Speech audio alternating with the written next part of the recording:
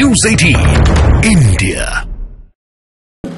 सभापति जी, आज मेरे मध्यम वर्ग के लाखों बच्चे विदेशों में पढ़ने के लिए चले जाते हैं।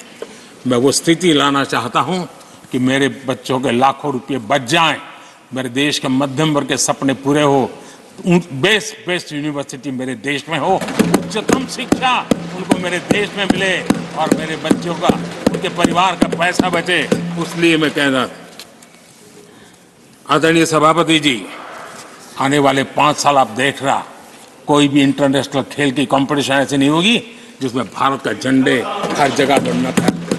मैं देखने वाला हूं 5 साल खेल जगत के अंदर दुनिया में भारत के युवा की शक्ति की पहचान देना है। आदरणीय सभापति जी, आने वाले 5 साल में भारत का पब्लिक ट्रांसपोर्ट पूरी तरह ट्रांसफॉर्म होने वाला है। अगले 5 साल में गरीब और मिडिल क्लास को तेल और शानदार यात्रा की सुविधाएं बहुत आसानी से मिलने वाली है, तेज मिलने वाली है, पूरी ताकत से व्यवस्था होने वाली है। अगले 5 साल में देश बुलेट ट्रेन भी देखेगा और देश वंदे भारत ट्रेन का विस्तार भी देखेगा। आदरणीय सभापति जी, अगले 5 साल में आत्मनिर्भर भारत का अभियान नई ऊंचाई पर होगा। देश हर क्षेत्र में आत्मनिर्भर होता नजर आएगा। आदरणीय सभापति जी, आने वाले 5 साल में मेड इन इंडिया सेमीकंडक्टर दुनिया में हमारी गूंज होगी। इलेक्ट्रॉनिक हर गुड्स में वो चीप होगी जिसमें किसी न किसी भारतीय का पसीना होगा। आदरणीय साहब, दुनिया के इलेक्ट्रॉनिक बाजार में एक नई गति का सामर्थ्य आने वाले 5 साल में देश देखेगा। आदरणीय सभापति जी, आज देश लाखों करोड़ रुपए का तेल इंपोर्ट करता है। अपनी ऊर्जा जरूरतों के लिए हम ज्यादा से ज्यादा आत्मनिर्भर बनने की दिशा में काम करेंगे और मुझे विश्वास है हम ऊर्जा जरूरतों पर जो डिपेंडेंसी है वो कम करने में सफल होंगे। इसे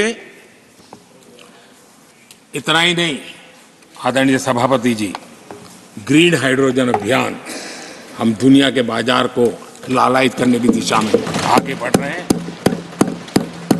हमारा ग्रीन हाइड्रोजन ऊर्जा जरूरतों को पूरा करने का सामर्थ्य रहेगा। इथेनॉल की दुनिया में हम तेजी से आगे बढ़ रहे हैं। हम 20% का लक्ष्य प्राप्त करके हमारे लोगों को ट्रांसपोर्टेशन में सस्ता मिले, इसकी व्यवस्था होगी।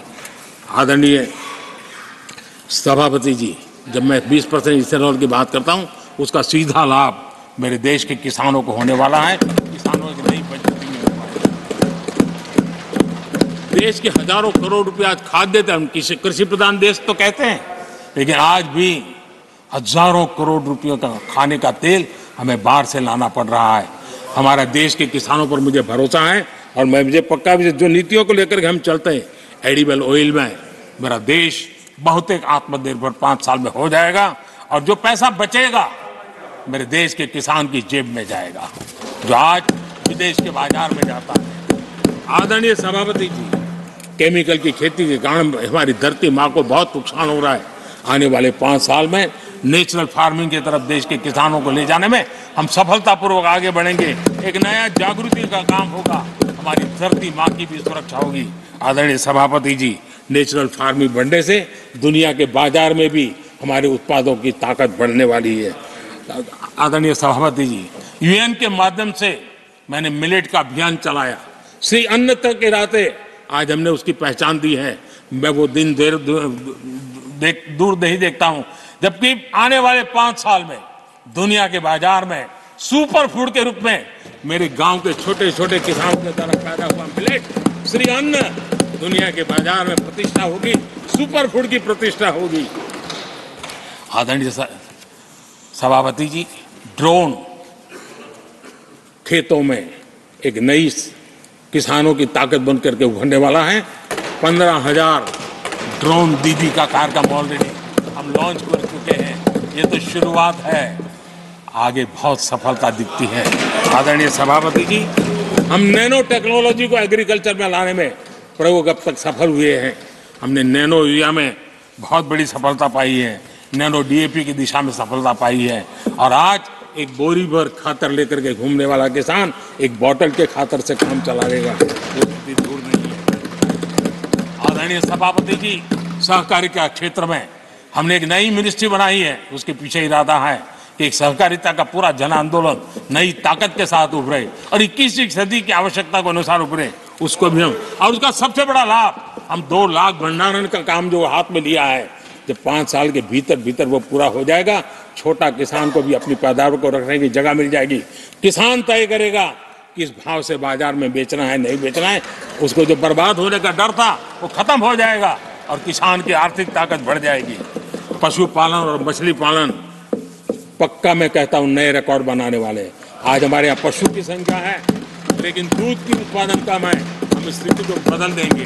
फिशरिंग एक्सपोर्ट करने की दुनिया में हम बहुत बड़ी तेजी से विकास करेंगे, ये भी मेरा पूरा विश्वास है।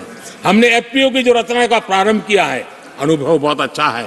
5 साल के भीतर भीतर किसानों की एक नई संगठन की शक्ति और कृषि उत्पादन में वैल्यू की ताकत, ये लाभ मेरे देश के किसानों को अवश्य मिलने वाला है।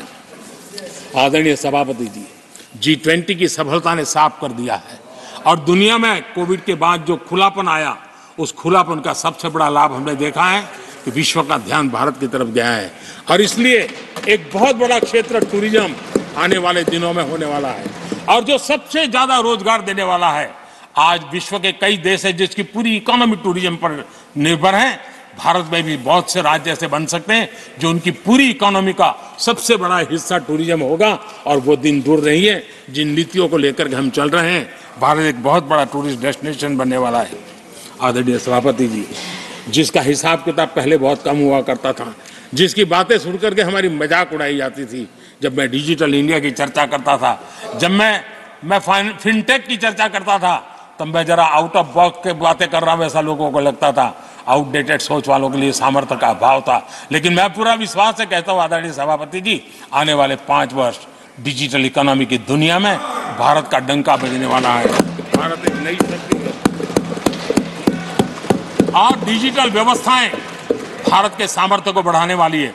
विश्व मानता है कि एआई का सबसे ज्यादा उपयोग कोई करने का सामर्थ्य किसी देश में होगा तो हिंदुस्तान में होगा। लेटेस्ट से लेटेस्ट टेक्नोलॉजी का उपयोग मेरा देश करेगा। आदरणीय सभापति जी, स्पेस की दुनिया में भारत का नाम रोशन हो रहा है। हमारे वैज्ञानिकों का पराक्रम नजर आने वाला और आने वाले 5 साल का जो कार्यक्रम है ना, मैं आज उसको शब्दों में बयान नहीं करना चाहता हूं, लेकिन विश्व को अचंभित करने की दिशा में हमारे वैज्ञानिक स्पेस की दुनिया में भारत को ले जाएंगे, ये मेरा पक्का विश्वास है।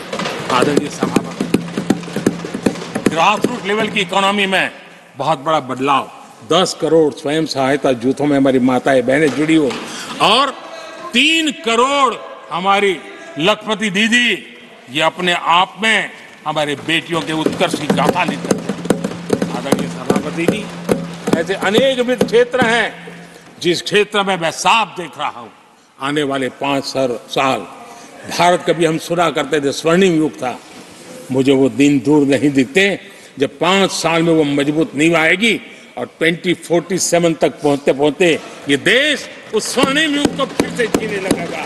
इस विश्वास के साथ आदरणीय सभापति जी, विकसित भारत ये शब्दों का खेल नहीं है, ये हमारा कमिटमेंट है और इसके लिए हम समर्पित भाव से, हमारी हर सांस उस काम के लिए है, हमारी हर पल उस काम के लिए है, हमारी हर सोच उस काम के लिए समर्पित है। उसी एक भावना के साथ हम चले हैं, चल रहे हैं, चलते रहेंगे और देश आगे बढ़ता रहेगा, ये मैं आपको विश्वास दूं।